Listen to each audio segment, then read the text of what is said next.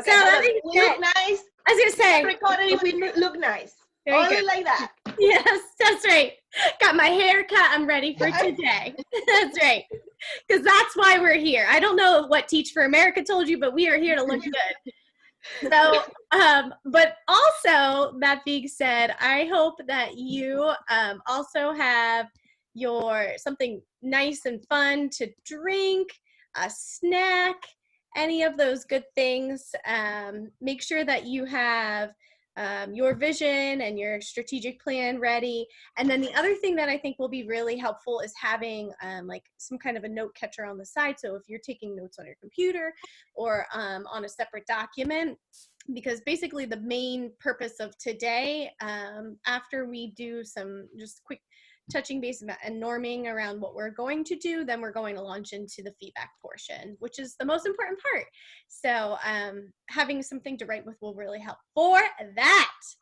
So that being said, hope you got your drinks and all the good stuff. We're diving in. We're going to go quickly through this beginning part and get to the meaty stuff with the feedback. So I'm going to give us like 30 seconds to a minute to think about a story that gives a picture or tells a story of who you really are and what you value and what do you dream about. So I'm going to set a timer for 30 seconds. If someone has something before then, you can jump in. Think time, go.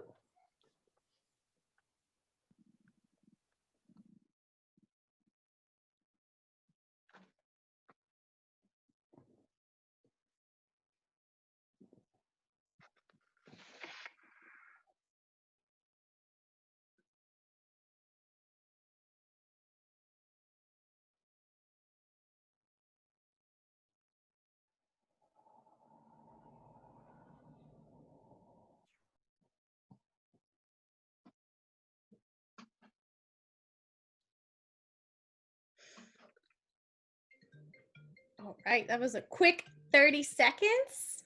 Does someone want to jump in and start and tell us about a story that gives us a picture of who you are and what you value? That was too quick. We can take more time too. I know, it's like a very deep question. Yeah. You want to do another 30 seconds? Like maybe I could tell you my favorite color in 30 seconds. I hear that. I can tell you what happened today. Let me put it on for another 60, okay? And it doesn't have to be like a motivational, this is just to kind of get us thinking in the right framework of like we're about to launch in the vision. I'm going to put another minute on. No worries. Thank you for that feedback. What do you know you?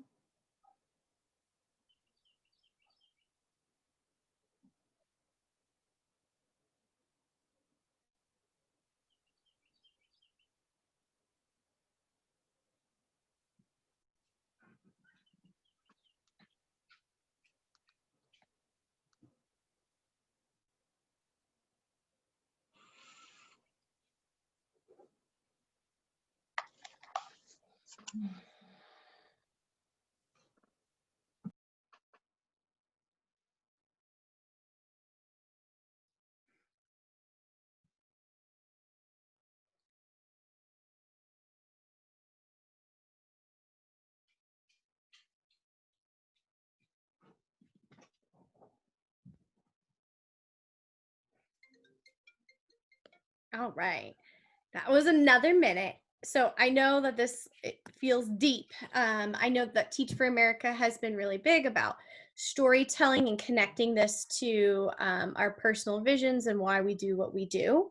So this piece is really to help propel us forward in connecting our values and identity through the act of storytelling. So if someone's ready now, you can feel free to jump in. Well, I don't have like a story, but I can describe how I am and how I can project that to my vision.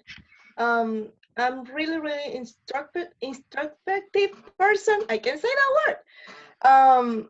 But once that I feel like with a small group, kind of like I start to feeling more confident to speak and to project my ideas. I also when I'm thinking and checking what is that I need to teach or what is the problem, I always try to think on a solution.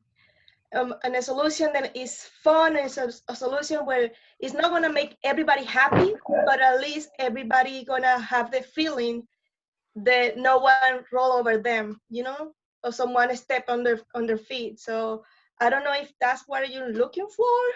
I love it. You like took the words out of my mouth. I was just gonna say, it sounds like you really value being solutions oriented, and that is great. And I think that what I hear, maybe the connection, the dream to what you dream about, is making sure that kids can really critically tackle anything that is thrown their way, academically, socially, emotionally. And it sounds like not just in your four walls of your classroom, but also outside in the real world.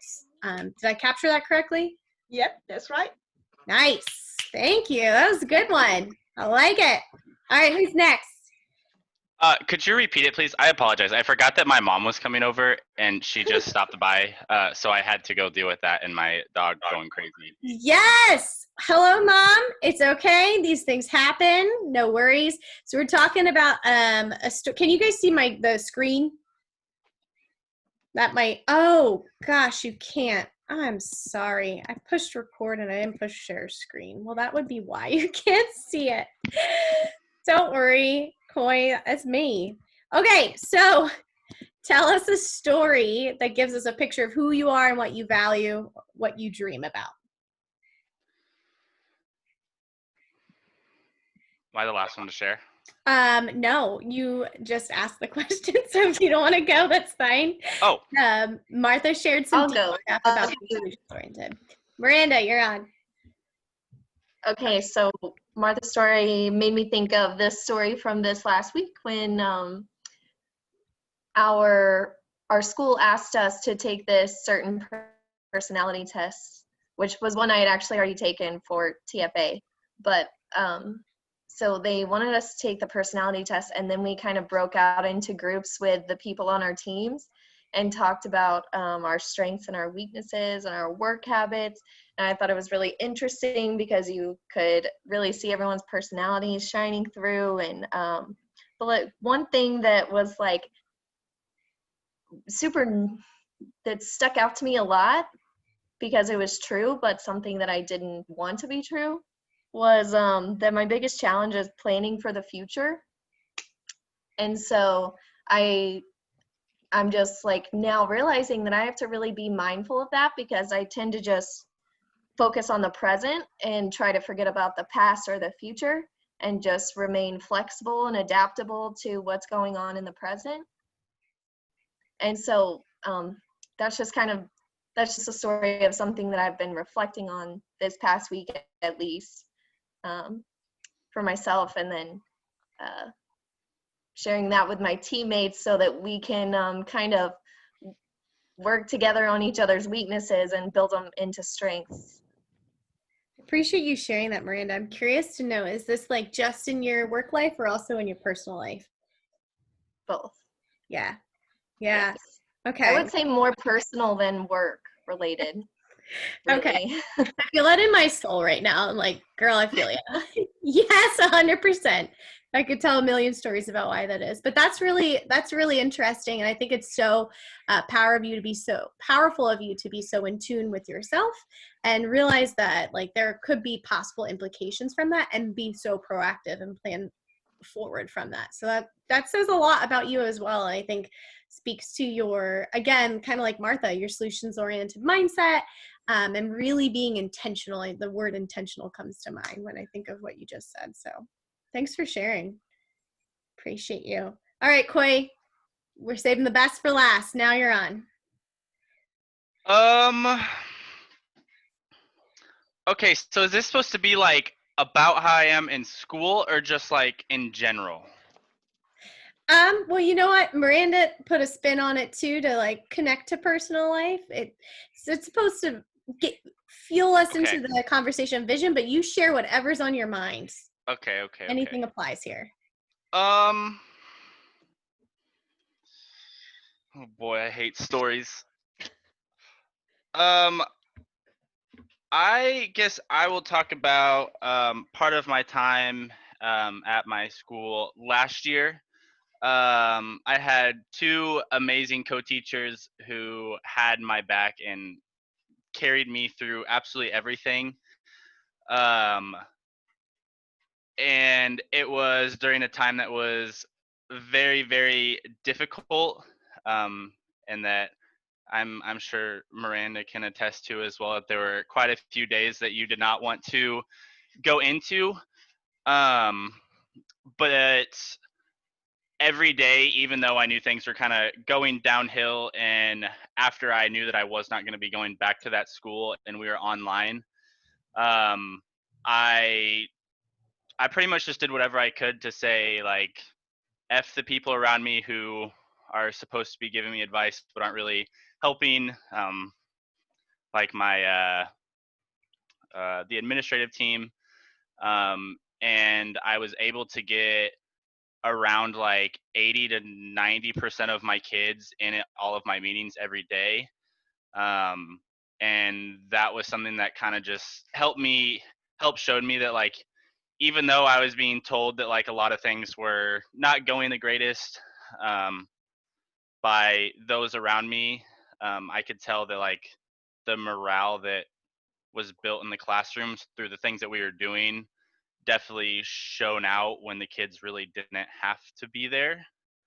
And I think moving forward, that's kind of gave me a lot of, not insight, but it's helped me. It's definitely helped me out moving forward, knowing that like I know that this is something that can be done. I know this is something that like I can do. I just may have to reach out to someone around me every now and then. That's really powerful. Thank you for sharing. I really hear one of your values maybe being, stop at nothing.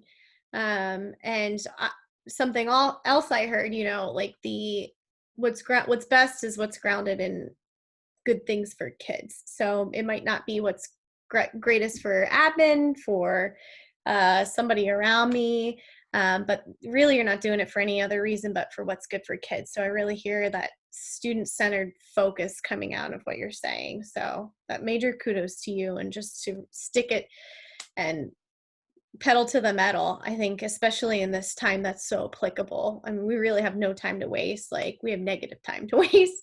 So very, very true. Thank you guys all for sharing so much. I think it's really important that when we engage in our visions, we have these stories, whether we like telling them or not, and they give us a little bit of a piece of what we value and who we are, because that will always be part of this vision planning and implementation and execution process. So thank you guys so much for doing that.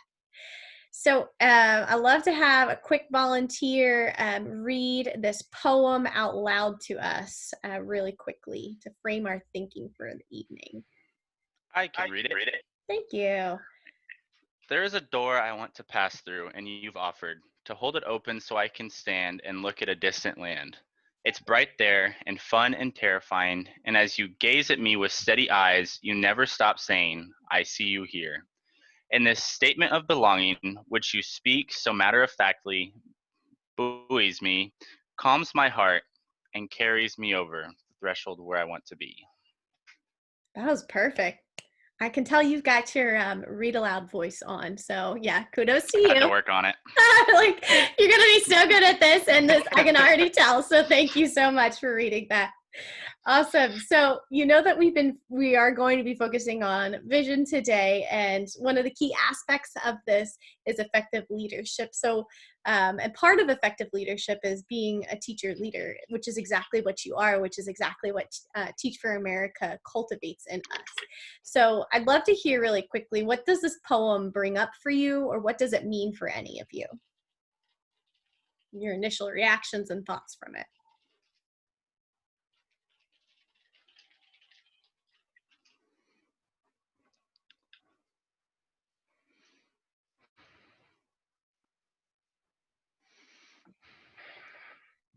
Get it, Martha? I saw you unmute yourself. Get it, girl.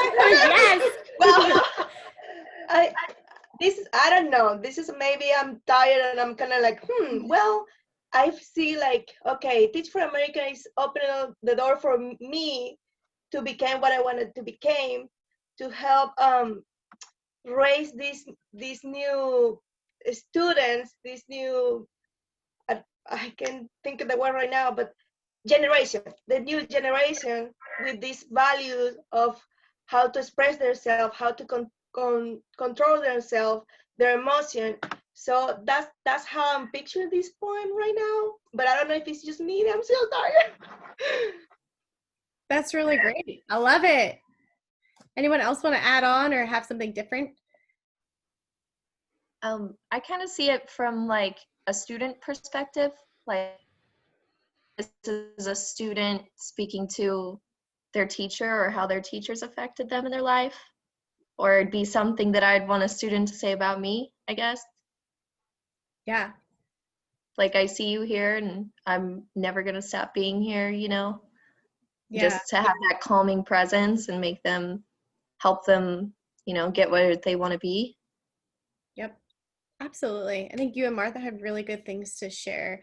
So we know that a powerful vision is all about having like a dream or an aspiration, and that dream is what drives us in this work. And good leaders have a vision, and they don't stop at anything until they achieve it. So thinking and connecting this work to Teach for America and why we're here and why we do what we do, we know that we as teachers in the urban core seek to change the educational trajectories of our students, and we stop at nothing, and we continue to do so, and we plan concretely in this work. So what I'm hearing from you, from Miranda and Martha, is exactly that. We want to change the status quo. We know that we aren't there yet, and we will seek solutions until we can arrive at something that is equitable for all students. Martha, yes. I don't know, but I see it this way. It's like we're learning with you guys, and then we're gonna pass it along to this new generation that's gonna be able to keep passing this along. You know, all this learning, all this vision, all what we want, where we want to go. That's how I see it, but I don't know. 100%. I told part of my vision is that, and I would be in a conversation with my principal, who I think I shared with you last time, was like, oh, you don't reach them all. And it's like, no, that's not why I do what I do. You know, we do the work we do so that we can transform the lives and feed the lives of our students inside our building. And ultimately that feeds to the outside. And it's not just what we do with 1 year of kids together, or spent 3 years with one group. Like, that doesn't matter. It matters if they can take these tools that we have learned, not just academically, but really go out and be able to change the world. So Martha, that speaks to me as well. I love it. Thank you guys so much. So we know there's this nice little quote over here. Oopsies, on your right. I shouldn't touch my keyboard too fast. Take a second to read that to yourself. I don't know if it's just on my end, but you're pretty glitchy, so I didn't hear what you said. My glitchy? I'm sorry. Yeah. Sorry. It's okay. Is it better? It happens. Okay. I'm sorry, and thank you for that feedback. I'm telling you, like, the internet today, it's like, not today, it's the Tuesdayest day I've ever had. Take a moment to read the quote on the right-hand side.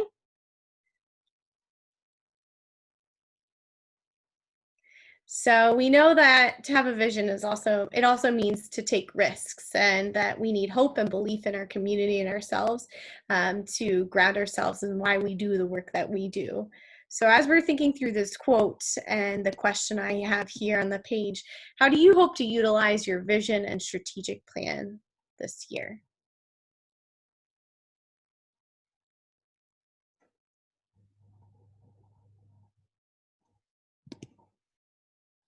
Or what do you want the outcome of this to be? Martha, I think this speaks to what you just said.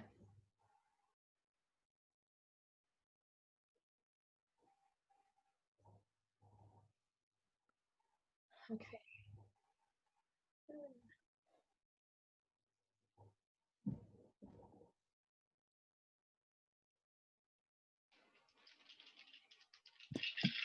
I didn't hear anything that just happened. It cut out. Is it my internet? Is it just me? I hear it fine. Okay. Should we turn off some Okay. devices? I have 2 computers.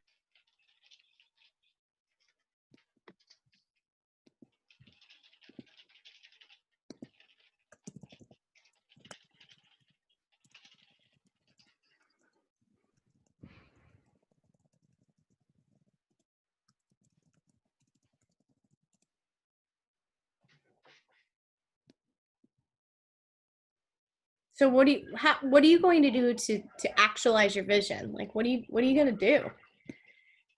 One thing I'm thinking of is like the goals that you've established in your vision, like having a concrete way of measuring them and taking data and looking at it and making adjustments. My biggest aha moment for me in doing this, I was looking at before iReady, we did NWEA in KCPS, and I was able to disseminate the data in like a number of different ways. And one of the ways in which I did that was by race, and it was like a slap to the face. Like I said, I mean all, and this data says some, and that's a problem. So I had to come back to my vision and say, okay, like the ways in which I'm doing that, my vision is this, but the ways in which I'm trying to actualize that might need to change. That's just one example. But what do you want to do to actualize your vision and strategic plan? What does this look like for you?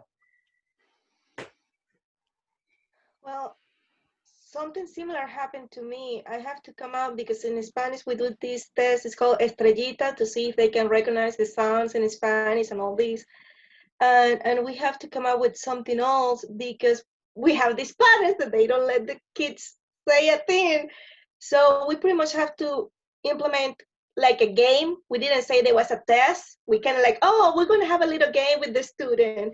And because we use the word game, it was a little more easy for the parents to let the kids do whatever they need to do. So that way we was able to have a clear idea of what we need to work with the student. But that's something that I was thinking that maybe after each test or formal test that we have to do, like iReady, we probably have to come up with this idea of a game to actually assess the student and compare both data and trying to figure out where they at. Thank you so much for sharing, Martha. What I really also heard you say is the way that you actualize like the nitty gritty work is also through fun. Like learning should be fun. That is like, well, that's one of my core tenets that I believe too. And I don't think that just for elementary school. I think it should be fun no matter how old you are. Learning should be hands-on and engaging. And you said game. I mean, I latched onto that. I was like, heck yeah. Like this makes it so much more worth it. So thank you for sharing. Any other ideas that come out after what Martha said or something that you have been thinking? I guess kind of following up with her, that's definitely a part that I'm stuck in, especially with a younger grade of trying to like not necessarily find that balance, but find that like key point of how you can transition what you're doing and teaching into something that's going to be like an actual concrete idea and something that they can walk away with. Um, and like I've thought a lot about how to do the actual teaching part, but not necessarily how to do, not as much of how to do that like long lasting thing that's going to stay in their memory that they actually come and want to hear. What I hear you say also is that you want to make learning relevant, accessible, and meaningful for kids, because when we know that we are able to plan lessons that are so kick ass that kids can't forget it, like we did our job, like heck yeah. And those are the things that they're going to walk away with. So thank you so much. Miranda, I'm seeing your internet's fine in and out. Is there anything that you wanted to share? Oh, she might have been frozen.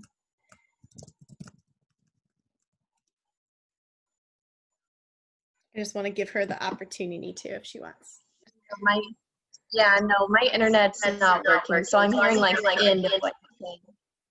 Okay, no problem. I just want to make sure if you want to share, you share. You can also chat it. I'll keep typing too as we go through. Okay. Sweet. Okay, so just really quickly, we're going to touch base on the Teach for America core values and community agreements. These are things that you collectively have agreed upon and believe in prior sessions. And it's really important because this is what our work is grounded in. So I want you to take 30 quick seconds to identify the one that you really want to own in tonight's session, particularly something that might be challenging for you.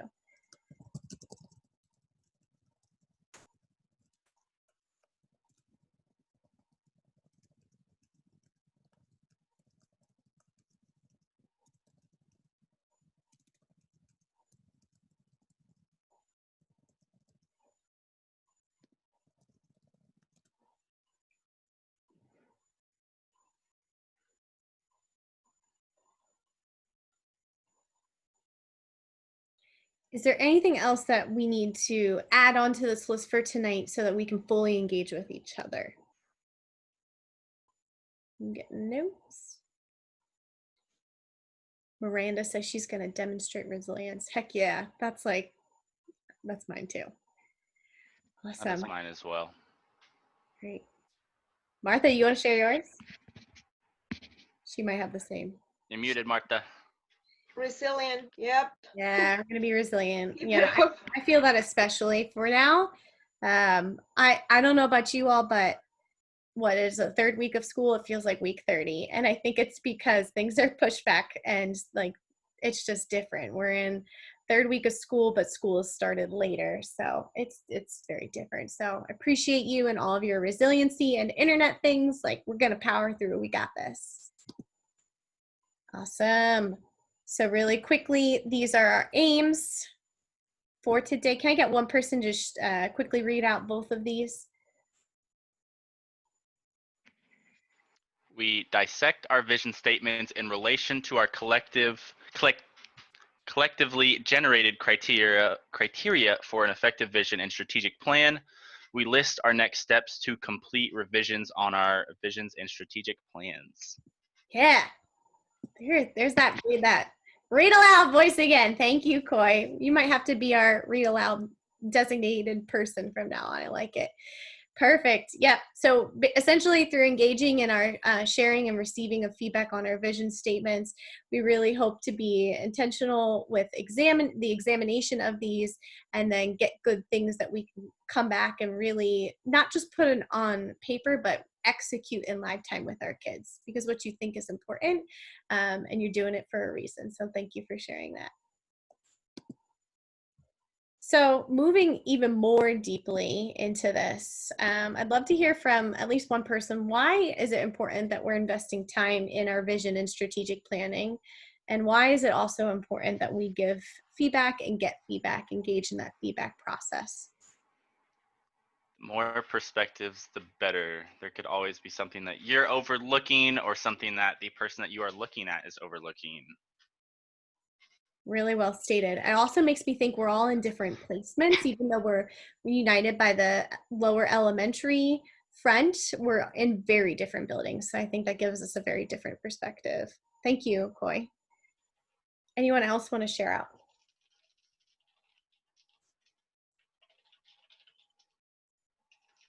Sweet. Oh, Miranda said she's going to reconnect. Great. Sorry, I shouldn't have read that out. I think that's a good idea. I'll let you in when you come back. Perfect. Okay, just quickly hitting this. You see on here the Teach for America Theory of Leadership.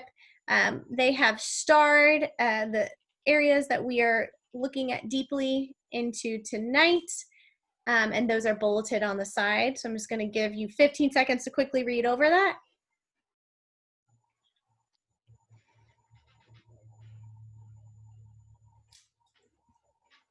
So as you're doing that, just to recap, I know we kind of already briefly hit on this. Teach for America cultivates us as educational leaders. And this is the work that helps us ground us not only in what's important, but also how to execute that, because we know that the work we do with students is so important, especially in Kansas City. So I'm excited to engage with you tonight. This is our agenda. So we've already done number 1, which is all about the dream storytelling, Coy's favorite part, love storytelling. Then we are about to launch into our vision feedback protocol. This one's going to take the majority of our time. There's going to be a short time to reflect and to discuss some quick questions, reflection questions, and then we will close out with some next steps and then a survey. All right, my favorite part, we're about to launch into the feedback protocol. So in just a moment, you're gonna have your visions up, ready to share. I'm gonna make you a host so that we can see what you see. And if that doesn't work, we can problem solve it out. But basically what's gonna happen is you as the visioner or visioneer, you get to describe your vision and strategic plan. I want to encourage you to talk the whole time. So you're going to have a whole 4 minutes to get about as much detail as possible when referencing your vision and strategic plan. And then I think the other important part is that you are naming potential areas where you have questions or really want to get some more feedback on. That will help probably you to get the most out of this experience. The next 3 minutes is when we, as your feedback givers, get to complete the vision dissection tool by sharing some feedback with you. I'm going to show you that in just a moment. And then after that, we actually get to name a piece of feedback for you. So we're gonna, I'm gonna push us all to name one strength and one push. That's gonna be tough because we're gonna wanna talk about a lot of things, but we're gonna have to get really nitty gritty, one great thing, and then one push. And then it comes back full circle with the visioner getting to share their reaction. So just to recap really quickly. I'm going to try and stick to the time limits because I want to honor your time tonight and get you out on time, if not early, because it's Tuesday and your time is important. So I told you I was going to come back to this 3-minute part, the feedback completes vision dissection tool. And so this is a document that I'm going to put in the chat in just a moment. And basically what you do in this is just type your initials. So looks like this. So if I am reading, Coy has presented and then we're done. We're in the 3 minutes where we are just silently reflecting and looking through his document. We are going to go through this rubric and be very honestly transparent and put where we think that he is. So let's see, his vision is student focused. I think that he's doing fairly well. He's in the exploring. I'm putting my initials in this box so that he knows that was from me. I forgot to also mention, I'll prompt you to do this, but you're going to type your name into the document so that you have this. And then from there, we are coming back to give each other one glow and one grow. So this is the document. It looks like a bunch of them or a huge long list, but it is not. It's just one page. And these are things that it sounds like you guys are already might have discussed and normed on as a team with Teach for America. So before we launch into that, I just want to also, it's really important to name what tonight is and what it isn't, just so that you're walking away feeling like, okay, like I got this, and you feel successful and you're able to implement the feedback that is given.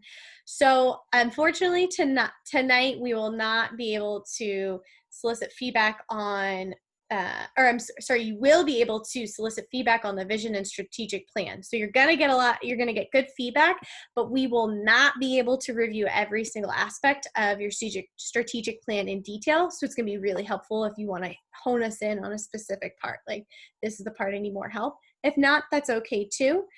Just know that we're not going to be able to go, item by item in your vision. What we will be able to do is practice sharing with others and internalize their suggestions, but unfortunately we will not be able to implement every single piece of feedback that is received. So you're going to have that document where we put our initials. That's going to be a lot of information, like walk away with the one glow and the one grow, and that's what we want to really focus on. And then the last thing that we're going to be able to do today is exchange ideas. What we won't be able to do is work through solutions to challenges tied to specific students. And I understand this is hard, and I think our vision comes to life the most with the students who challenge us the most. So I get it. I'm asking that we really stay focused in what the work that you brought, and we're walking away again. The one glow or the one glow and the one grow. That's what we really want to walk out of here with. So I just wanted to name that up front so that you know exactly what to expect. So in just a moment, stop sharing my screen for a hot second. As I share you the link, and Marina, I'll get back to you in just a second too. If you could just bring your ideas, I think that'll work. If you could get your vision and strategic plan up and ready to go in some sharing capacity, so that you can show us what you're referring to, and if it's on paper that we can adjust to, we'll just practice our active listening. And as you're getting that up, and also like a place where you can record where people are giving you feedback.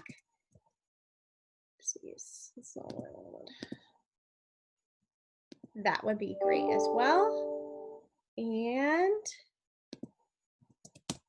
okay, in the chat, I put that document that I was showing you, the vision and strategic plan dissection tool. So if you could have that up as well, that would be great. So just to recap, because I just said a lot of things. You need your vision and strategic plan. You need something to write with, or if you're typing, that's fine. And then you need the vision and strategic plan dissection tool. And it looks like everyone's in there. Sweet. Okay. Would it be helpful if I put the slide back up with the feedback protocol, or would you rather see each other's faces full screen? What do you guys prefer? Or does it not matter? What's the dissection protocol again? Oh, is that like the time thing? Mm-hmm. I mean, it may help to have it for like the first person. Sure. Yeah. I can definitely do that. Okay. Also, I have a quick question. Yeah, thank you. I was just going to ask the questions. The examples that they gave us, like on the document, I don't know if you've looked at them, but those are like exemplars, right? Because the ones that they have on there, they're all like perfect and pretty, and mine looks absolutely nothing like that. We will not judge you on what it looks like. I promise. Okay, cool. Don't worry. Seriously, don't worry. Because really, your vision matters to you. And if you can articulate that and see it in live time, it doesn't matter what color the font is and the borders and the cutesy stuff. So no worries. We won't shame you for it. Not today, at least. Okay. All right. So I'm going to share my screen again. Come back to the feedback protocol. Does anyone want to keep time, or I can also do that as well?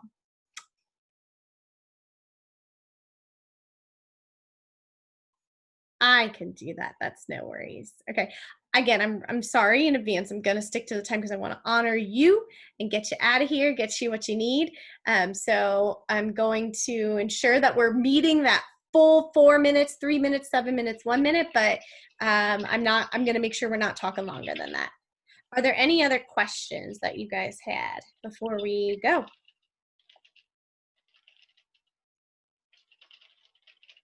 Sweet. Okay. Who wants to go first? That's the real question here.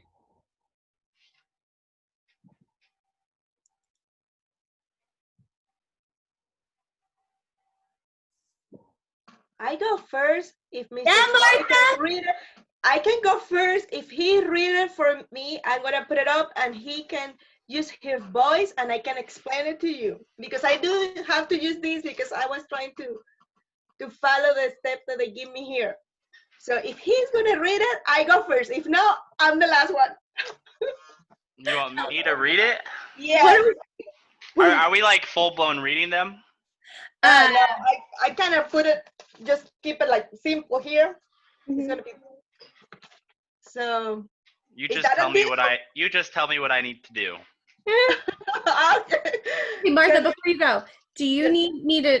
Are you sharing your screen, or are you just capturing it from the document that you're looking at? I'm probably gonna have to share my screen so that way he can read it and you guys can read it too, and then I can go over the points that I think that was the most valuable for me. Sure. I mean, okay. Sure, Koi, if you want, you just gotta tell Koi what to read. Yeah. Then we're gonna require you to add in like your thoughts and stuff like that. Okay, Maria, Martha. Sorry, go ahead. Yeah, I got it. Okay. So should I share my screen now? Yes, I made you the host, so you have sharing abilities. And once you tell Koi what to start sharing, I'm going to start my timer. I'm just going to go with my vision statement. I kind of work that out. Oh, what I did now. Okay, let me see. So I guess yes, and I think I tried to put everything on that little spot there. And I know they look a lot, but it's not. Um, can you see it? Yep. Is Corey reading this from the vision to the end of everyone? Well, I think that's the resume. Otherwise, you're gonna have to go from each page. I was trying to put everything there, like everything compact there. Sure. Okay. All right, Corey, you want to Vanna White this? Sure. Okay. Right. What is learned while laughing and playing is never forgotten.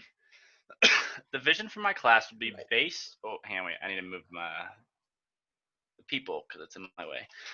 The vision for my class will be based and modeled by using as a reference and guide all of the academic standards and content that are part of a first grade bilingual curriculum. My students will develop the skills of problem solving, controlling their emotions, and dual language conversation. The evidence will be their ability to communicate in 2 languages, their ability to work by themselves or with their classmates to find a solution to a particular challenge, and to control their emotions by using any of our relaxation scaffolds that we have learned in class. My students will be engaged in the daily activities and lessons in the classroom. They will be exposed to these lessons in a playful and joyful manner because what is learned while laughing and playing is never forgotten. My students view their years in my classroom as a year that they have made a great academic improvement from where they started, a year where they were taught techniques and tools to understand their emotions and behaviors and how to cope with them. I hope they see themselves as a confident person who is prepared for great things, as a person who shows compassion for others, and as a person who is a kind friend to everyone. My students will talk about their future with terms of confidence, determination, and kindness for others in and outside our Carver community. They will learn that even though we all come from different places, we all want to feel appreciated, loved, and safe. The habits and traits that I hope to gain will be to always treat others with kindness and to be the person that helps out another person when they are struggling. I hope my students realize that despite the fact that there are many things that are not fair in the world, that there are individuals that care, love, and support them, that they are working to make the world a better place for everyone. Oh, you're the official reader. I love it. You see, I couldn't read all that. I get so nervous, and then I'm gonna stumble my words. Yeah. I like that though. I'm Yeah. just writing it though. Yeah. Holy smokes. That's great. Awesome. I love it. Well, so we still have 1:40. So are there any potential areas of question or that like where you're seeking immediate feedback? I think I have kind of like a clear plan. I think my biggest problem is the assessment part. Like I said, now that we are virtual, we cannot control a lot of stuff, and that kind of make me anxious because I feel like is this data that I'm trying to put together is real? It have a value on it, you know? And that really is the part that kind of get me nervous.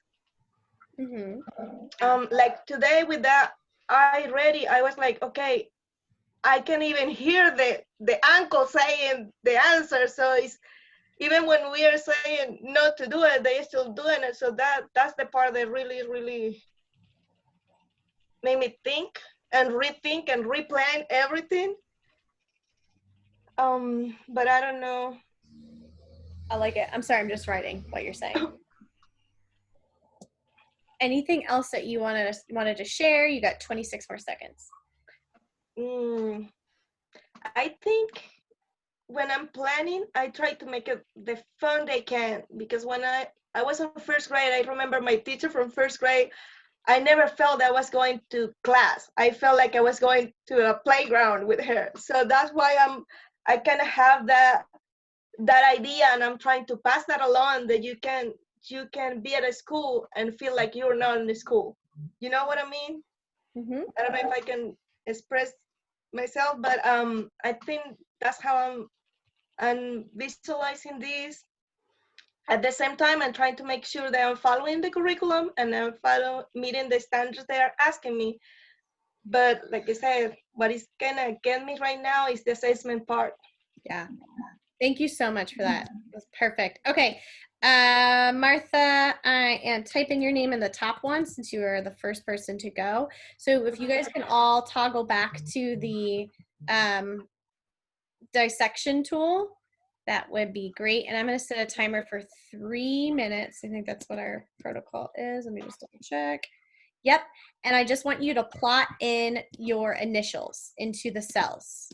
I know this is going to feel raw. It's okay. I know that one of the things that you guys value is transparency and really getting nitty gritty. We're going to improve our practice. So if I can, there's the tab. So just start typing in your initials and just page 1. So just on where we think if it's like not present, fully present, blah, blah, blah. Yes, correct. Thank you so much. Oh crap, I forgot to set a timer. Set a timer for 3 minutes. Do I do the same on myself? Okay. You don't have to, but you are more than welcome to if you'd like.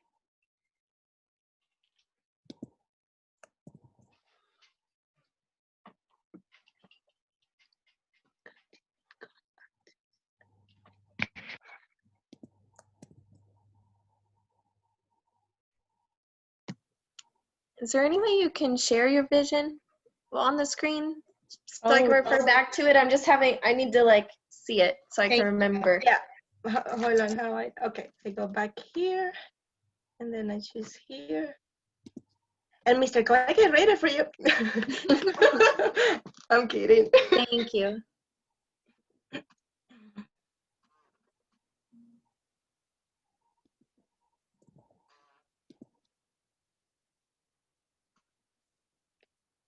Oh, sorry.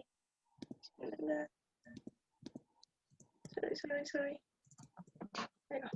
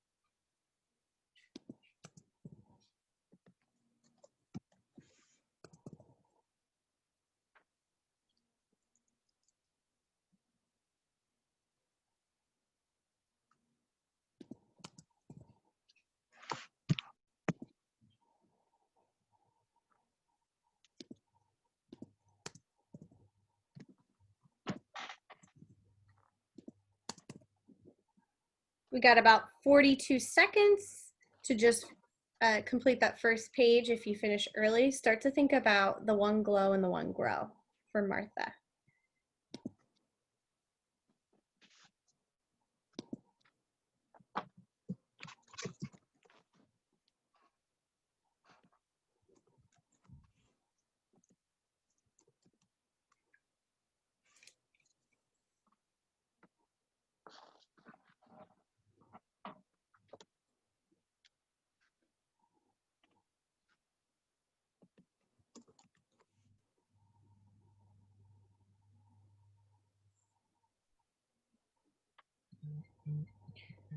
All right, that is time. All right. Is there anyone who wants to start first with the feedback portion? If not, I'd be more than happy to launch into that. You got it. Okay, Martha. Yes. Your vision is inspiring. Like I see and hear you in it, and I in multiple areas noted like that you are in this because you have been inspired previously by like the joy of learning. And I'm hearing it again now, and I saw it in your vision. You named it in your storytelling. Like learning should be fun. period. Like, and so I would even weigh even heavier on that. Like, what's the impact when learning is fun? Like, kids are going to get so many tangible things out of that, which leads me to the next part, which is all about the progress monitoring piece, like the data. You said the data piece. So I thought, by the end of the school year, where do you want your kids to be able to say, do, think, act? And you named, like, in your vision, academic and social emotional pieces, which I think are so important. So I think the way that you bring data into this and progress monitor might look like a classroom management tool, where you are maybe have like an extrinsic system where kids could be earning points as a class to when they meet the classroom expectations.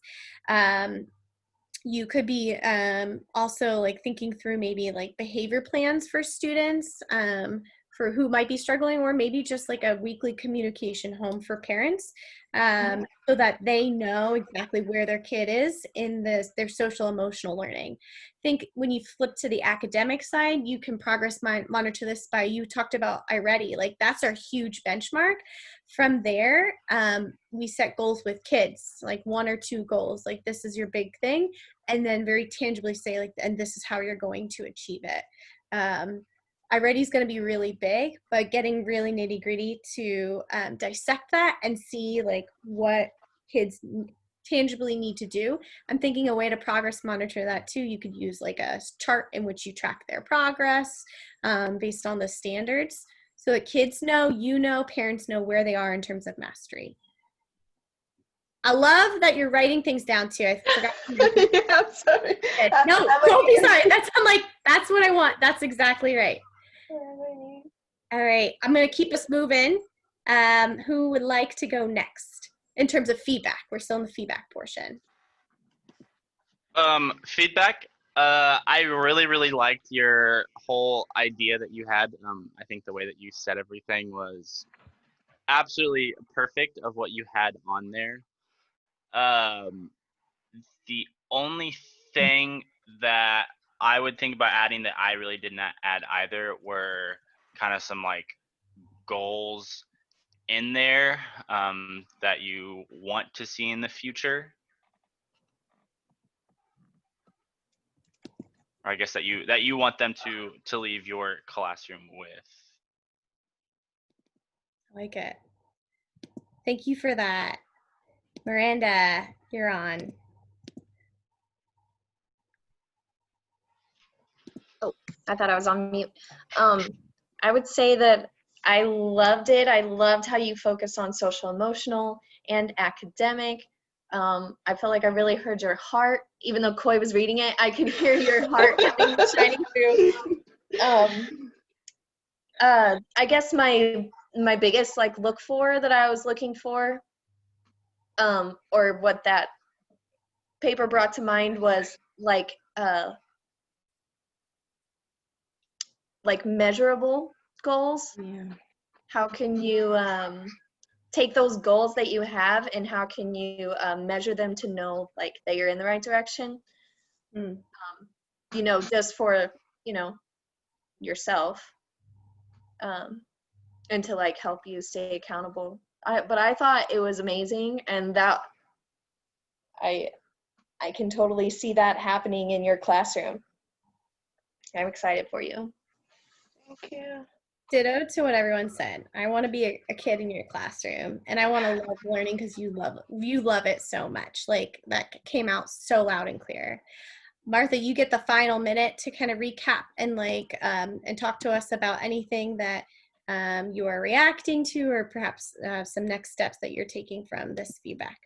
I really agree with you guys. Something that I struggle a lot, and now that we are virtual, I'm really struggling, is with the measurement part and the assessment part. That's something that is just on my head. I still can't find a solution. More for the little ones, you guys are second graders. Second grade, they have a little more independence than first grade, and we have first grader that is more like kindergarten because they miss the important part of kindergarten. So we're pretty much teaching kindergarten. But yeah, I totally agree with you guys. That's something I've been trying to wrap around my head and find a solution with the measurement and how to hold myself accountable and see how they can, on the long run, how they can utilize all these. So, yep. I love it. I'm looking up something that I hopefully can share with you in a second too, that might make this work more tangible. Thinking like those student-friendly I can statements might be really helpful too. Like I can add numbers up to 10 is like one of the things that I kind of recall off the top of my head. So that those could be great goals that you can measure with them over weeks of time, months of time, and some of them are meatier and heavier than others. Like first grade is all adding and subtracting, and they're going to learn that up to 20. And so I think any goals that you set within that, I'm thinking math right now. Also, like we know that like there's sight words. Tuesday. Sight words tremendously grow, and they learn to read in first grade. Like that's just so, like for me that was the most exciting part. Like you go from a level 3 whatever system you're using, like Fontes and Pinnell, and then they're at like a level 16 by the end, and they're like really reading. I'm like, mind is blown. So you got some really exciting things. So I'll try and find that for you. Yes. All right. Coy or Miranda, which one of you would like to go next? Martha did a great job. You did set the bar high. Should do a great job. I can go next. All right, Coy. Hey, Martha, can you click the 3 dots in Coy's picture in the upper right-hand corner? And then you should see a drop down that says Make Host.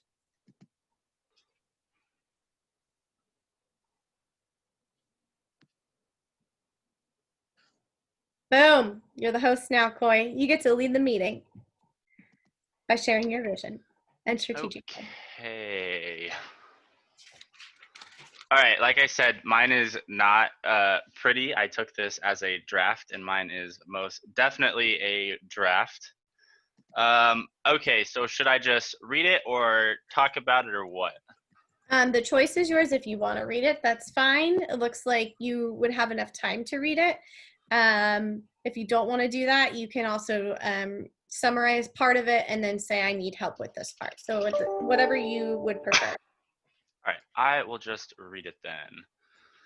All right, why? Why am I teaching? That's a wonderful question, something that I've asked myself a ton. I'm teaching because I love making an impact and I love doing it with the youth. I'm teaching because I love seeing a kid catch on to something and having that aha moment. Watching growth as it comes is such a beautiful thing to see. My core aspects of my identity that shape who I am are my strength to be better, my optimism, and my drive to push me not only to be better as an individual, but also guides my actions as a leader. My core values are personal development, communication, and leadership.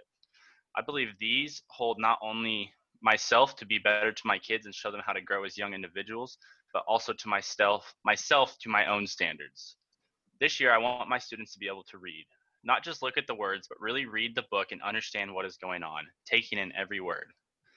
My students will leave feeling confident when looking at a math problem, not because they know how to do it, but because they know how to tackle any task at hand and that we don't give up. My vision for this class is to not just see personal growth, but I want our class to grow as a group while we cultivate a community. My students will come in wanting to see their classmates and their teacher. I believe that this is the first step when it comes to teaching. In order for a student to learn, they need to trust you, they need to feel safe around you, and most importantly, they need to build a relationship with you. My students will come in every day ready to learn. Through this, my students will develop how to solve problems in their daily life, deal with their emotions properly, and engage in meaningful activities that benefit themselves. My students will come in knowing that they have not only left smarter, but left knowing that they have developed core skills that they can move on with while they continue to grow. We know that things don't always go our way, but through our persistence and perseverance, my students will be able to tackle any task that comes our way. And then I kind of started on like the goals portion of it, but did not get too far. So all that I have for that currently is, on average, my classroom is sitting a few letters behind on grade level. And my goal is to get all of them to an average letter of a K. We'll do this by encouragement to read and gain levels, Our classroom has necklaces. Each time a student reads a book, they gain a little keychain. Every time they move up a level, they gain a little plus symbol. This has driven my students to not only want to read, but compete amongst others to see who can read the most books. This breeds not only competition amongst others in order to gain the most keychain, but a competition amongst themselves to see how much they can read. Great, you got another minute and 20 seconds. Thank you for reading.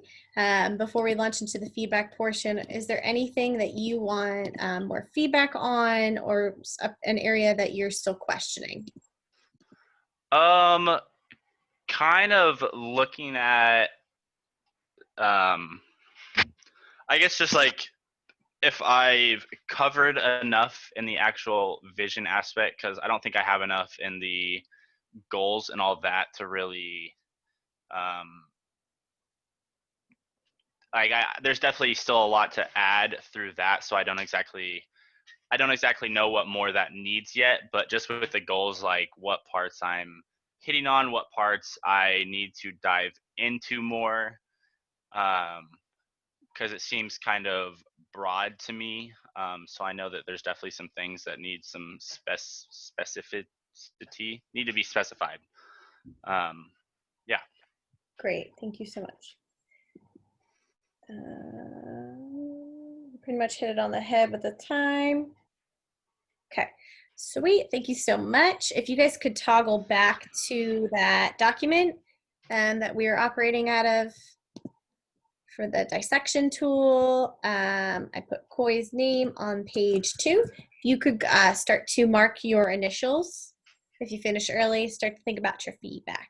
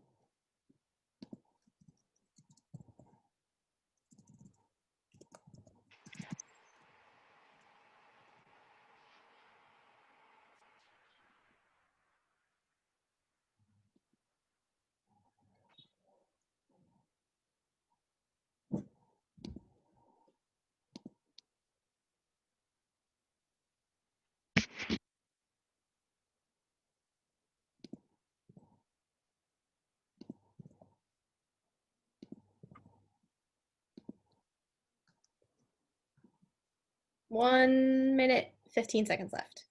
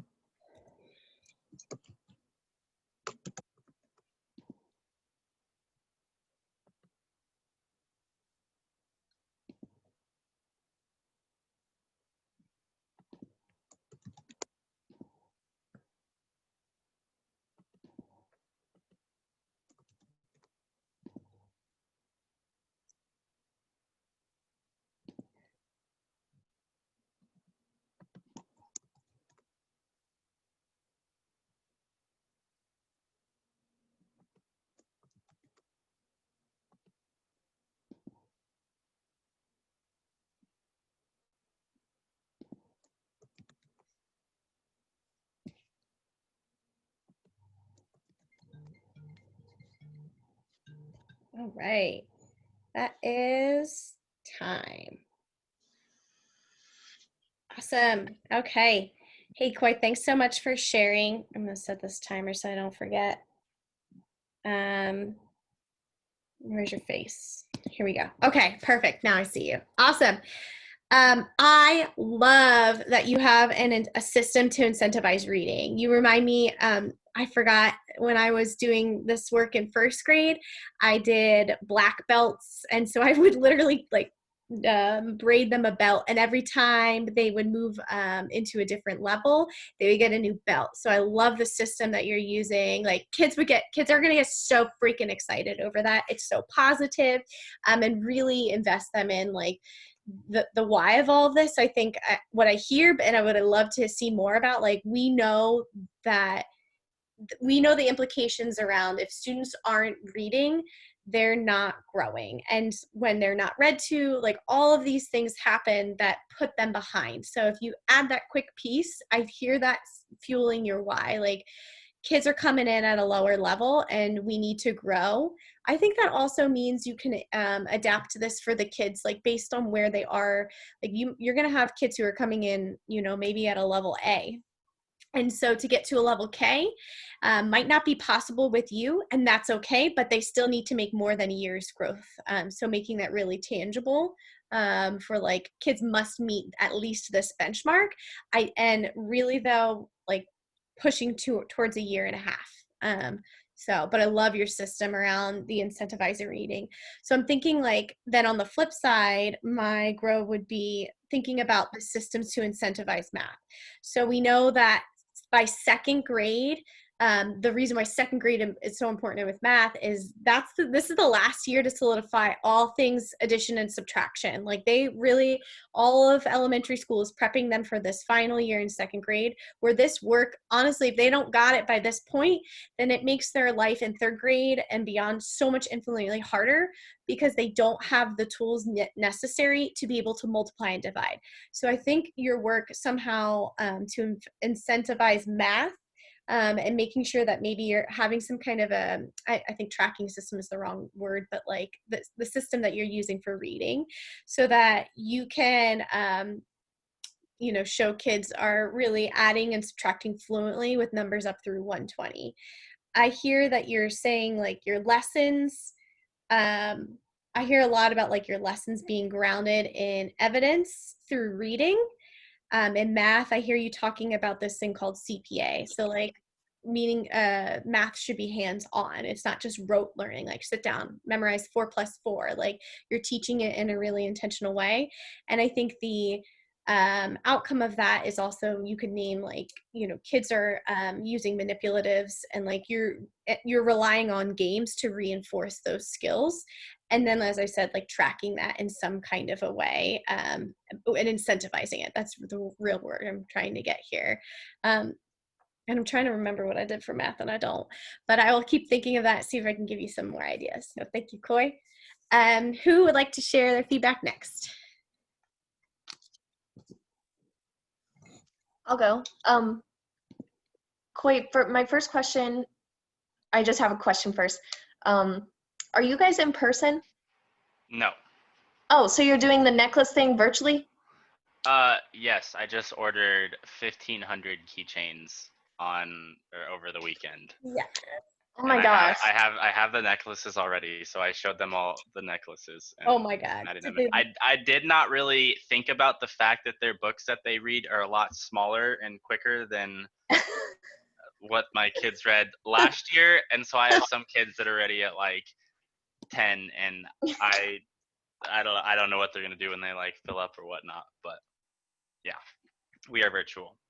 Okay, I didn't know if like the kids were having that like in their hands or how you were doing that. But I love it. I love it. That really makes me want to figure out incentive and set goals on reading levels because I didn't really think to do that last year. So, yeah, but I love how student-centered your vision clearly is. And I love how you took your values and you can see your values shining through in everything that you've written here. And I think that's just really important to make sure that, you know, you're staying authentic and that your vision is authentic as well. So.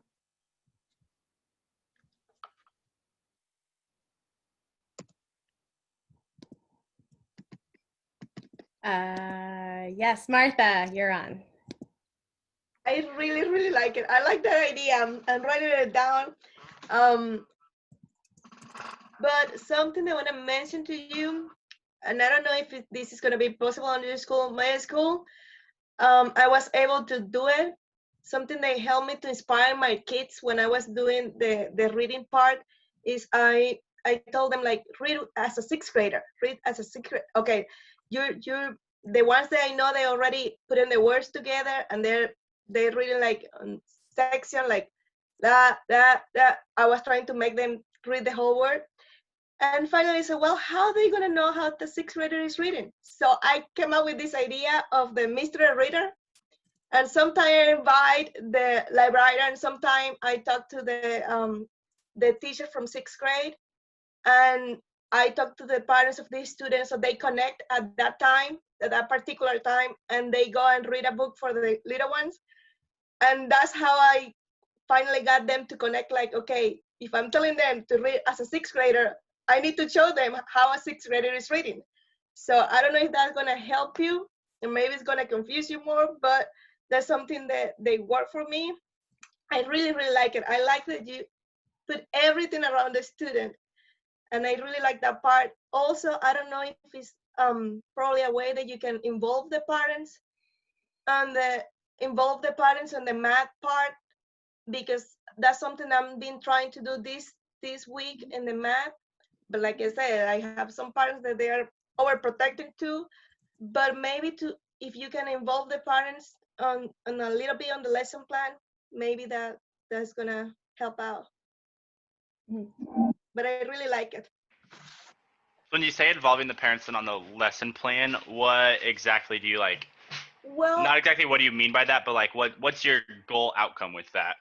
well, because you know that we give is such, I don't know how long you teach the class, but my time is so short, or at least I feel it that way. So I kind of give them a little heads up on how they can help me at home. Like if we are working with the symbols, like más and menos and más, and I kind of come up with a little game that the parents can do with the kids at home, like, okay, show me the plus sign, the minus, and let's do it faster, and something like that helped me. But that's how I involve the parents on that part. I like it.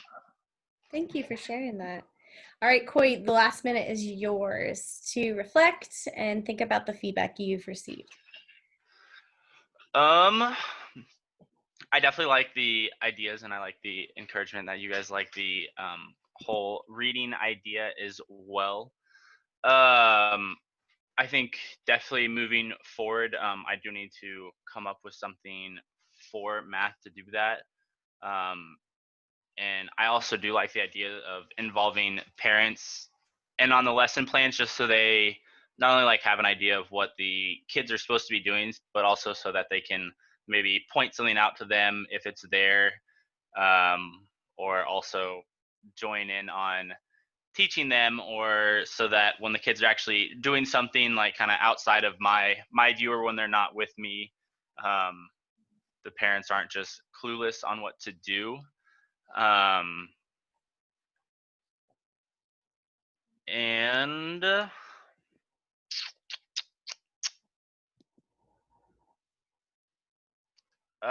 kind of looking at it too, I need a bit more like an implementation plan that kind of has like benchmark progress over time, so that the kids really are able to see like the individual growth, and so that I can actually measure my individual growth as well. Sweet. That's some good stuff. That is good stuff. As you are wrapping up, I think what I heard what you said and what Martha said, I'm just going to plug this really fast. I was going to send it just to Martha, but I can send it to you guys as well.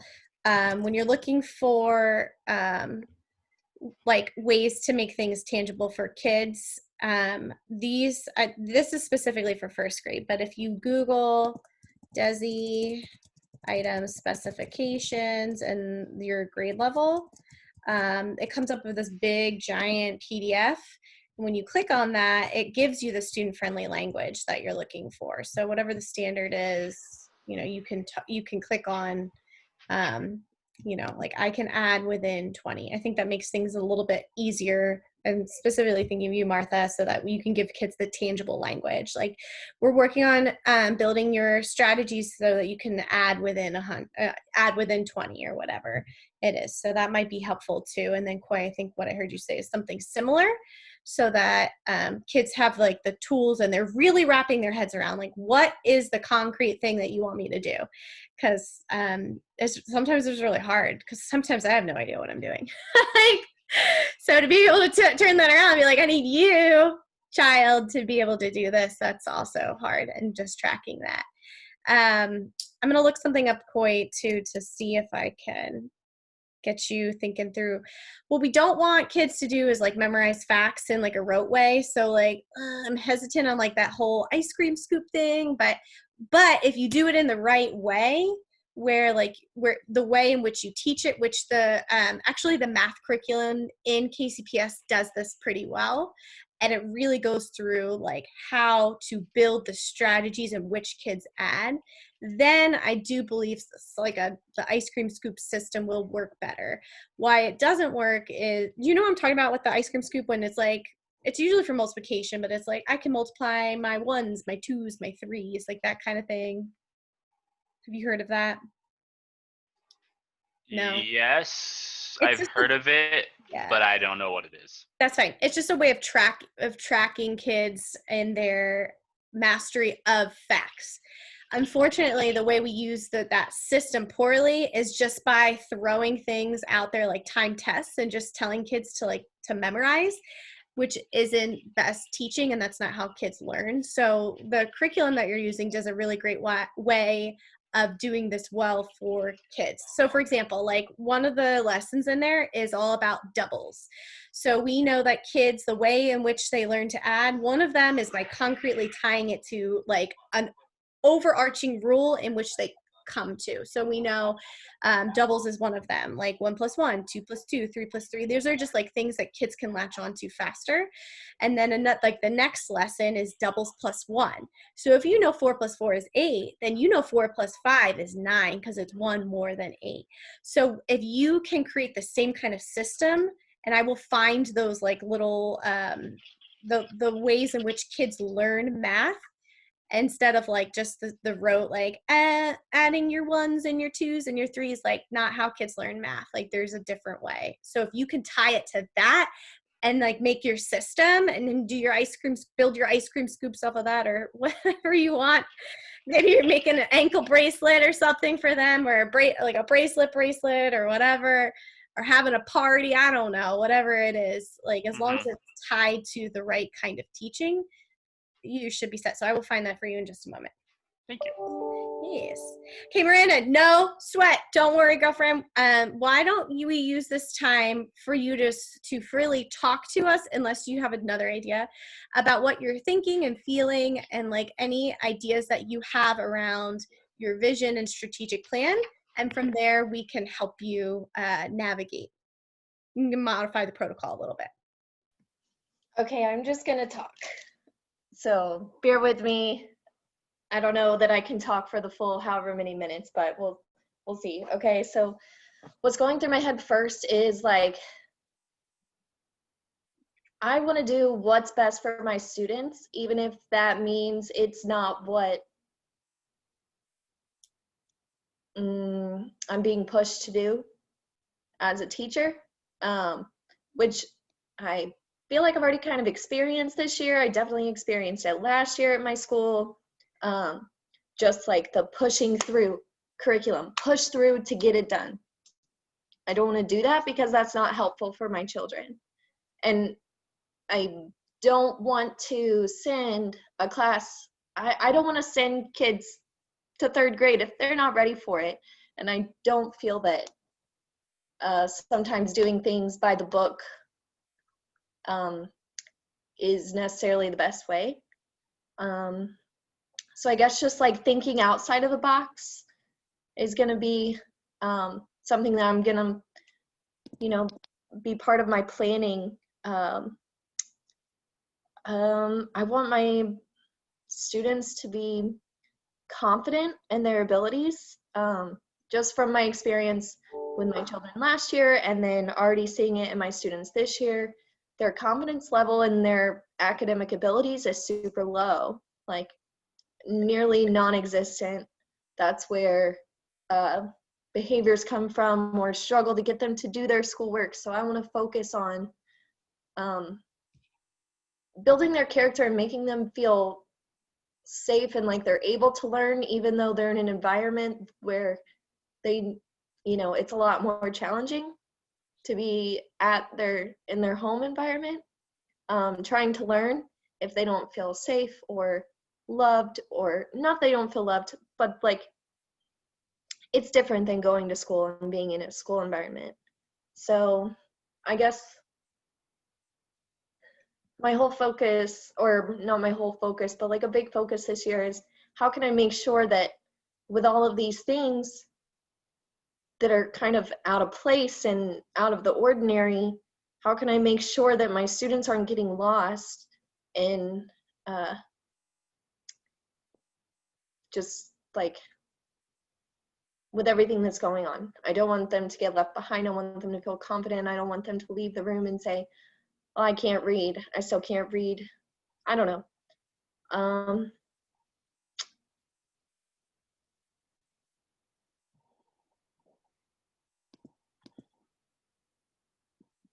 Let's see, I feel like I had some more things I wanted to That's shout out okay. that were popping into my mind. I should have written them down.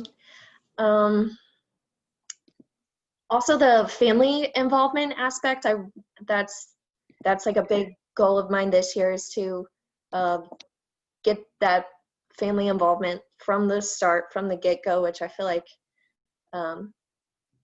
is kind of working out right now, but there's so much more I could be doing, like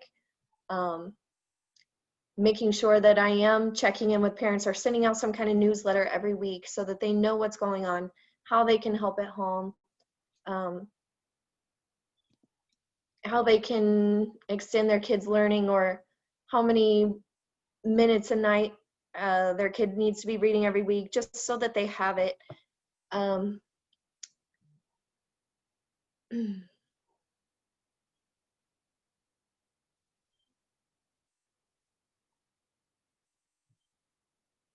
I have 10 seconds and, left. and resilience and confidence. That's what I want my kids to have when they leave my classroom. Great. Thank you so much for sharing. It was perfect timing. Sweet. Okay, let's still take 3 minutes to go back to that document after what Miranda has shared. Let's go to page 3 and capture our thoughts. Yeah, sorry guys, it's not typed up. It's all good. It is gotten all that far. I'm gonna set It's okay, I did mine today. That was my plan, and then I had a meeting run late, so here I am. No worries. I'm gonna set a timer for 3 minutes and we'll type in that document, then we'll come back together.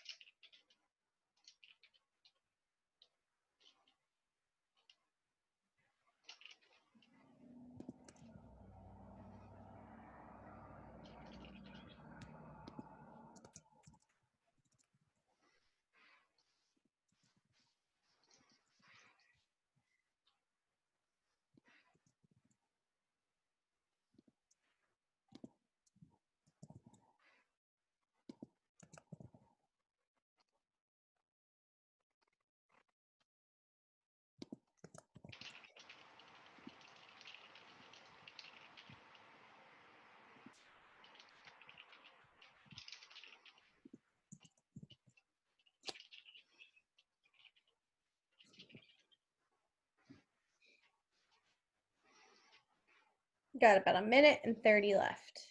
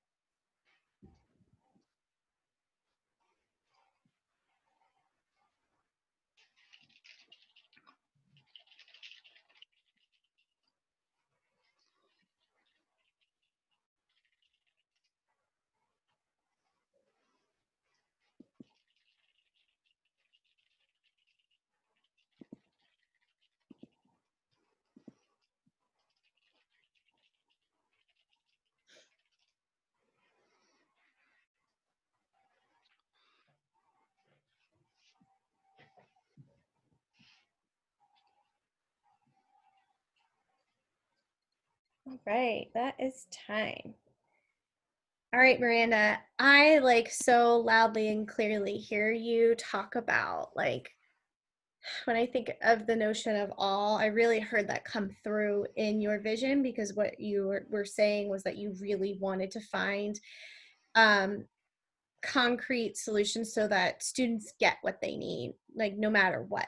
And so I think weighing heavily on that, like, was really great to hear, like that you are willing to stop at nothing, and like, you know, it's one thing for all kids to get what they need, but we can't just say, great, we put in our teaching and our work today and now we're done. And like, you don't roll the dice. That's very clear. Like, and you're very intentional in your work. And so I heard that and I was like, yes, like what I think that means is that you probably value differentiation and meeting students' individual needs. I didn't hear you say that, but I think you could plug that.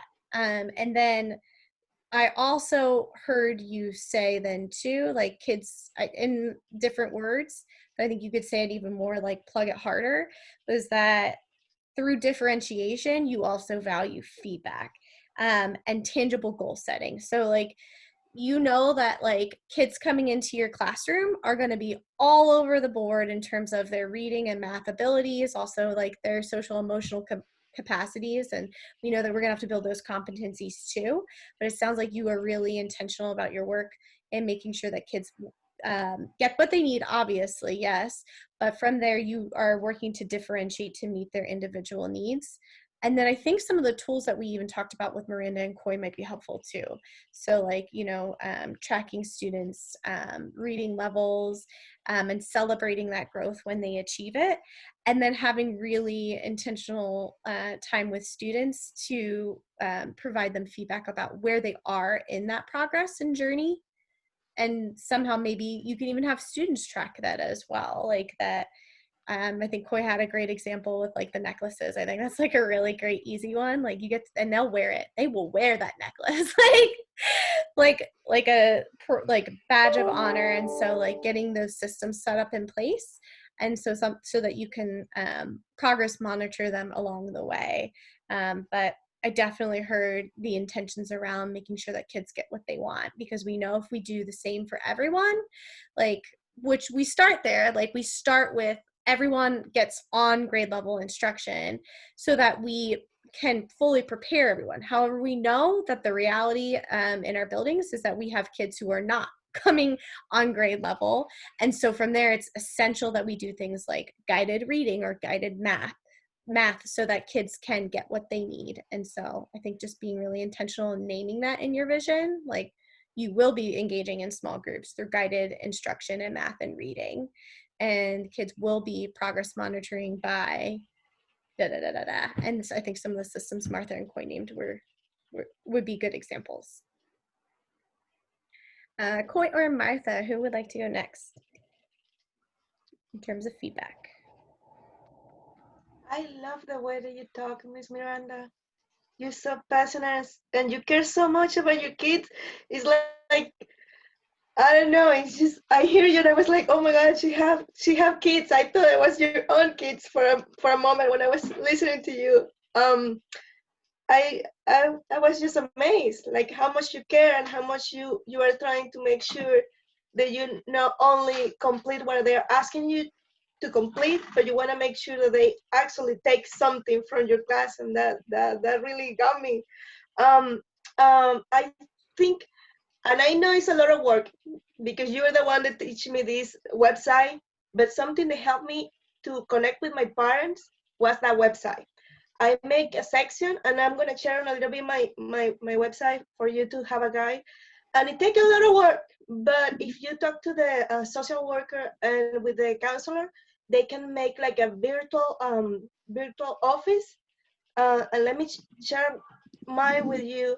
And I also make a tutorial video for the parents how to do things because sometimes they feel dumb, or at least that's how one of my parents told me, like, well, you don't know, you don't understand me, I feel dumb, they have to call you to teach me how to do this. And I'm like, hey, like, I'm also my 40s, I'm learning this with you, so don't, I look young but I'm not that young.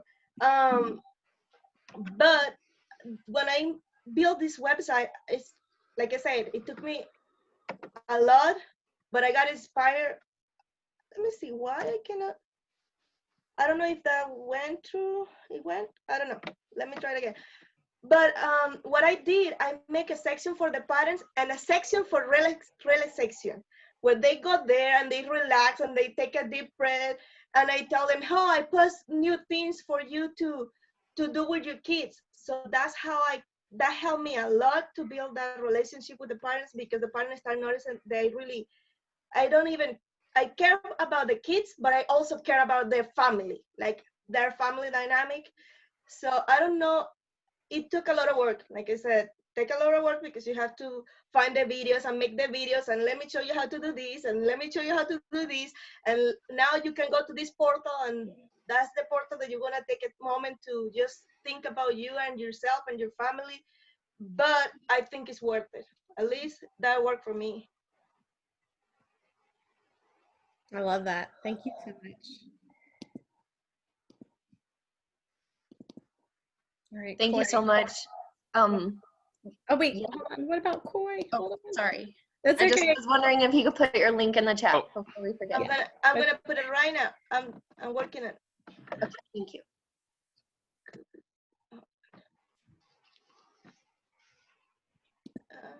I copy. All right, Corey, you are on. Yeah. So I definitely would like to say that I obviously know where you are coming from with a lot of things, and I could tell your frustrations because those were a lot of the frustrations that I had last year. But I definitely know the passion that you have for your kids in your classroom, and that was definitely very apparent as you were talking. You were easily able to see that you, without even like reading something in front of you, you were able to see that like you had an idea for what you wanted, and an idea for you wanted the best for your kids, and that was definitely very apparent to tell as you were talking. And I really hope that you are able to kind of dive into that with your kids, and maybe some of those frustrations that you had last year, you're able to get them fixed out and really just focus on the benefit of your kids. Thank you so much. All right, Miranda, what is your 1-minute key takeaway? Any synthesized collection of things that you're walking away with in terms of feedback? Yeah, I agree with you. I guess my focus is on, or I do have a focus on differentiation. I just never thought about it that way or thinking about it that way. And then feedback for the students. Like we did last year for our evaluate test scores, like they every month they'd conference with me one-on-one, and we'd talk about, okay, what did you do last month on the test? What do you want to do this month? What's going to happen when you do meet that goal? Which they would get candy, and then we'd celebrate in the class. And then, but I want to do, like you guys said, like with like guided reading and guided math, like I can take that idea and like expand it into those areas as well, for like especially reading levels. I just love that idea. And let's see, the virtual, did you say it was a virtual like relaxation station? If I just shared with you my link, but what I did is I have the student portal, and then I have the relaxation section. I think that's how I call it at that moment. And then I have the parent portal. So each time on the relaxation section, what I did, the counselor from my school and the social worker, I asked them if they can do like a virtual office where they put techniques and stuff that the parents can go. And when they did it for me, I put it there, and I kind of send a text to the parents, say, hey, you know what? If you go to the website, take a moment. And that was like a hit. So if that help you, there is my link. Like I said, it took me a while because I have to understand all that. But it really helped me to connect with the parents, because they saw that I don't only care about their child, I care about their family. So I love that. And I would hope, yeah, that's what I want my families to feel like too. Because right now I have parents that feel a lot like you were saying your parents were feeling. And that's just sad, because that's not the case. It's just everyone's new to this. So I just tell them, you know, I just learned about this last month, so you're doing great, you know. Yep. So, and it's a lot for them to take also because of the technology problem. I don't know your school, but my school, the technology problem is like, oh my goodness, it's still loaded, you can't connect, it's not. So if that work for you, it's worth it to take a little bit of time and fill it out, and it's gonna help you to connect with those parents. I like that too, because you can even like use that as like, okay, so tonight I want you guys to take 5 minutes on the relaxation thing, you know, like as Go part to of it. their Yep. like to do, like, yeah, I love that. Yep, and then I make on the Pattern Portal, I make a section for tutorials where I teach them how to use Seesaw, and then I have to do it in English and Spanish, how to enter on Microsoft Teams, and I also put the schedule a little bit easy for them to follow. So just, it takes time. I'm not gonna lie to you, I spent a whole weekend on that, but it was worth it. Perfect. Awesome. Any other things that you're walking away with that you wanted to share quickly, Miranda?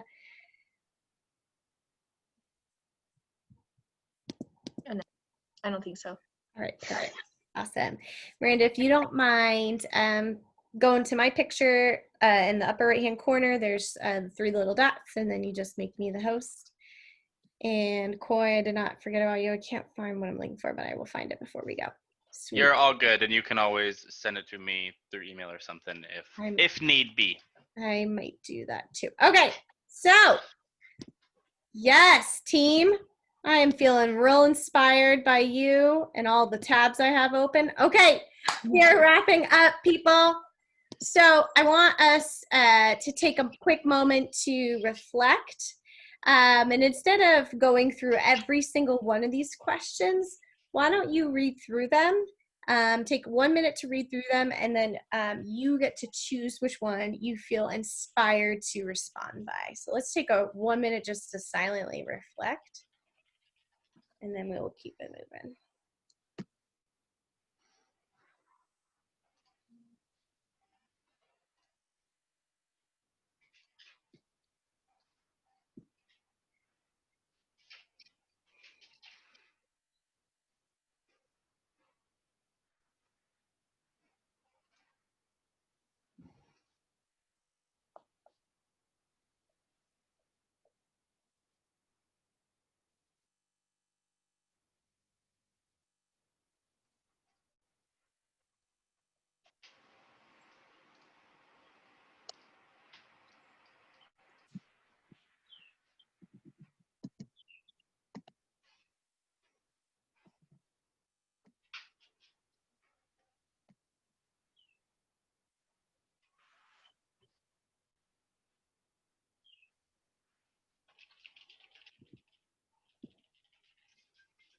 All right, that was 1 minute in time. So as we are wrapping up with the feedback that you got, I know that we've done a lot, and I just want to make sure that we're spending some intentional time in this reflection portion.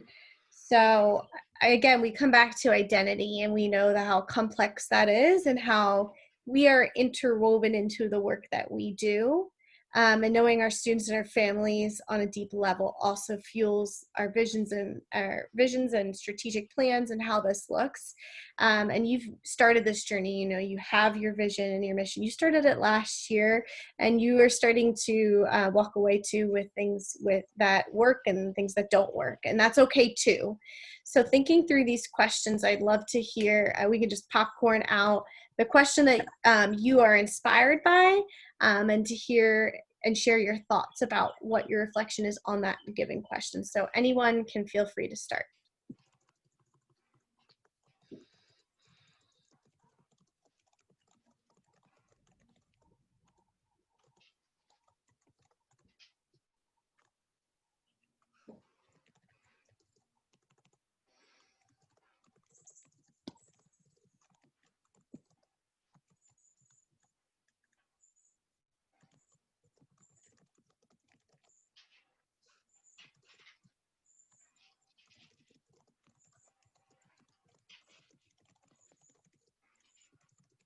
Is it okay if I put it in the chat? Sure, absolutely.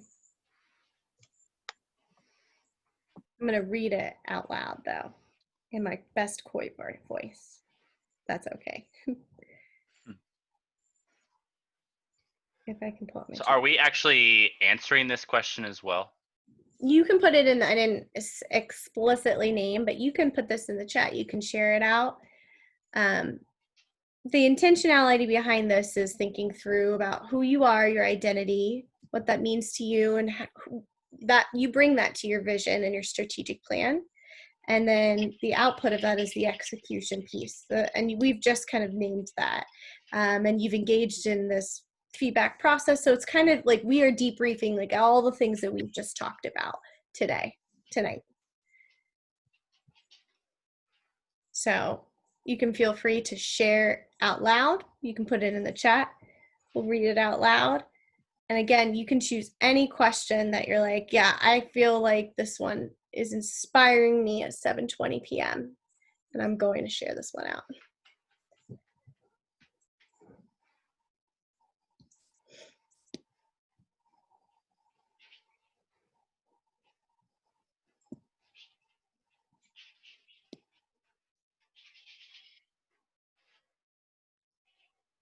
So I can start too. Like something that I'm leaving this session thinking about is that second question. What do I need to ensure that all of my students have what they need to realize their full potential? Is this reflected in my strategic plan? I think all of you guys had like a really strong vision. It's like, there's no doubt, like you're in this for you're in this work, like heck yeah. So I think the next step is the actualization of that. Like what does this look like? What are the goals for students? What is the system in place? And then making sure that kids know throughout the process. So I think that we could all benefit from like coming back to our vision and making sure that we have those specific, concrete, tangible goals that are both like short-term and long-term. So like Koi, I know I heard you say like, you know, level K. I heard that long-term goal, like all kids need to be at the certain point in time.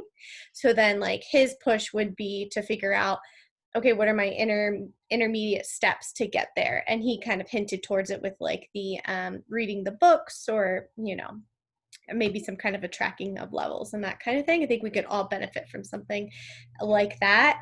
What's the end in mind? And then what are the steps that I need to take to get there in terms of like goal setting with kids? Anything I said that might spark an interest in one of the questions that you're thinking of, because this is one of the final things. We're gonna push to the end. We got this. But I do want to reflect on this process.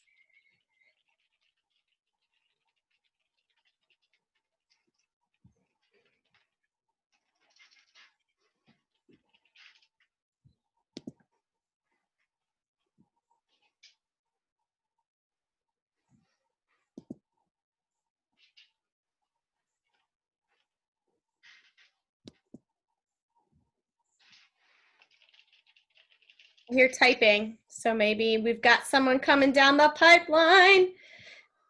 Yeah. I will actually talk about mine. So the one that was kind of resonating with me was the what do I need to ensure that all of my students have what they need to realize their full potential? Is this reflected in my strategic plan? Working backwards, I don't think it necessarily is. I feel like there's definitely some key pieces that I'm missing solely because of being online, that I could most definitely improve on. But I think I need to look a lot more towards how to actually benefit, like kind of like I said, how to benefit my students online rather than thinking in the form of like when we come back, I guess, and like when we come back, we're going to be able to do this. And I think that's kind of is partially holding some of my things back, um, and I'm not doing the most that I could be doing because I'm hoping that that happens when I kind of need to be able to move past that and look more into what I'm doing online now to better my students and like utilize all the resources that I can instead of just kind of praying and waiting. Yeah, that's fair. And I think that's valuable too. I think I mean, you have that in your reading system for sure. So that's really exciting. I think now that what I hear you saying too is like transferring that to other content like math and making sure those systems are strong. So thanks for sharing, Coy. Appreciate that. Martha, I see you unmuted yourself. Does that mean you want to go next? Yeah. Yeah, it does. All right, you're the best. Oh, well, the last one. What I need to strengthen my vision so I can operate strategically on my role. And I'm just thinking on this because I was getting a little bit frustrated with how I'm gonna measure, how I'm gonna make sure that this is valued, how I'm gonna get my kids involved in the reading part. And I was missing the part that okay, I can make a little challenge. I can come up with a system that well, if you reach certain point, you're gonna receive by mail something from your teacher. I was missing that part, and that was something that when Mr. Coy and Miss Miranda was talking about that with the little bracelet, or I think you was the one that mentioned about the black belt. That was something that was kind of running on my mind, like, oh, how I can utilize all these to make my vision a little more effective and operate on a strategic way. That I was reflecting.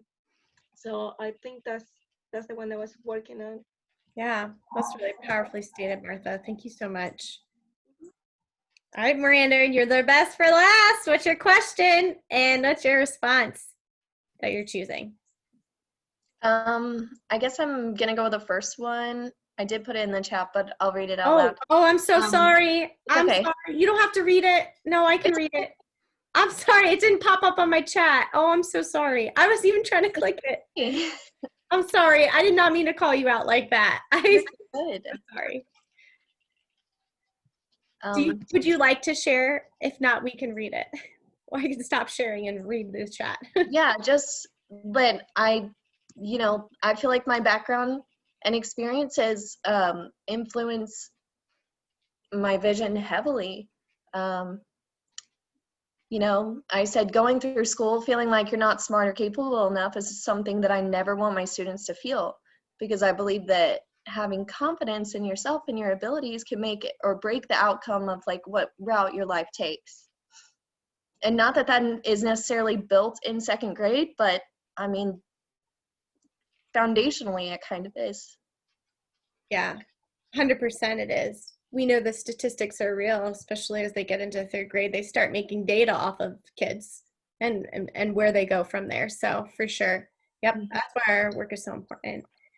Thank you guys for engaging in that discussion, question reflection, and thank you for engaging in the feedback process. I'm hoping that you're walking away feeling like you have some concrete next steps.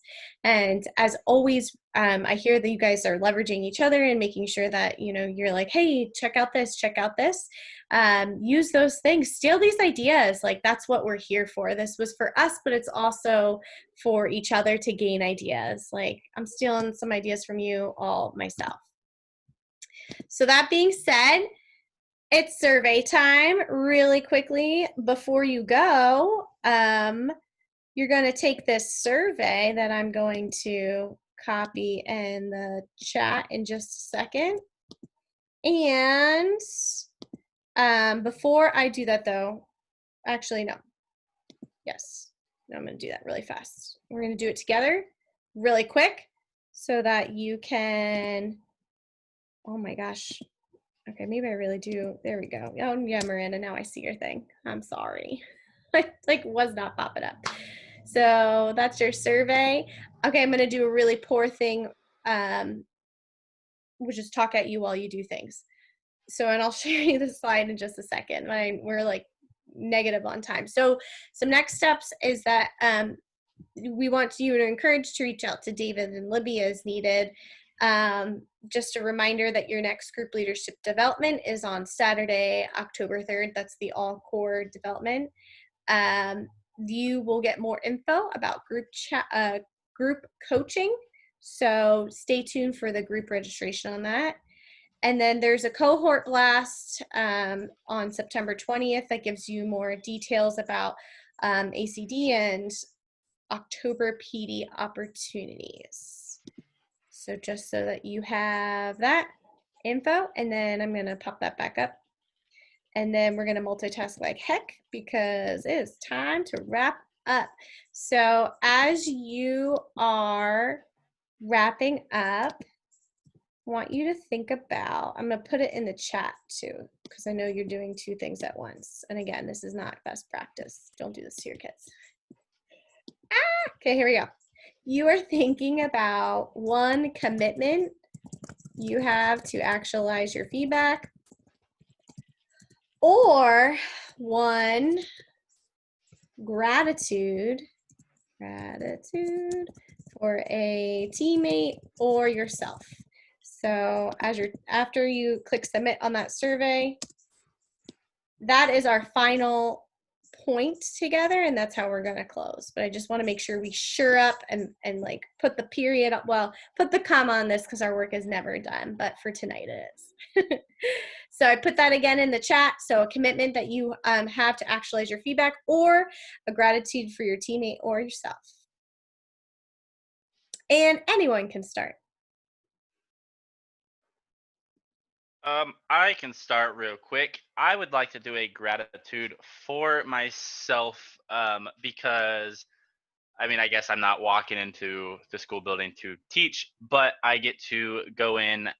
Not that I did not love my students last year, but they were little a-holes, to be fair.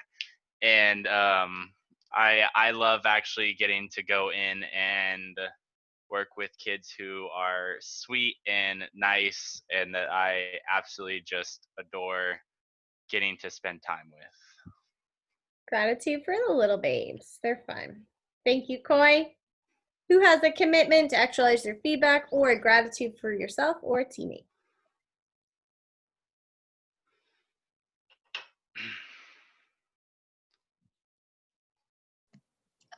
One commitment I'd like to actualize is creating a system for my students to be able to monitor their progress, because I feel like that's an important step that maybe I've been leaving out in the past, or maybe I've been like afraid to tell them because I don't want them to feel bad, or I don't want their parents to get upset. So I definitely want to like make students aware. I think that in the long run, that's going to be what's best for them. So. Thank you, Miranda. That's excellent. Whenever you find that, I would love to hear what you come up with for that, because I second that. I will send you whatever I figure. Everything. Send everything. Yeah, Right. everything. Yes. Okay, Martha, you are our best for last. Okay. I think gratitude. I'm really thankful for I am on this team. I feel comfortable to speak in English. You can notice that my accent, and I feel like finally I'm with a group of people that I feel like, okay, they're not gonna care how I'm saying it, as long as they understand me. I'm pretty sure they're gonna ask me. So I'm really thankful to be on this team, and I'm really thankful with all the little things that you give me to share. Like last time was Miss Miranda with that website, and I'm just squeezing everything from the website. And each time the Mr. Coy give me an idea on how to engage the kids, and I try to implement it in my class. I'm really thankful that I'm on this team, or at least in this little group over here. Yes, you people are the real deal. Appreciate you guys.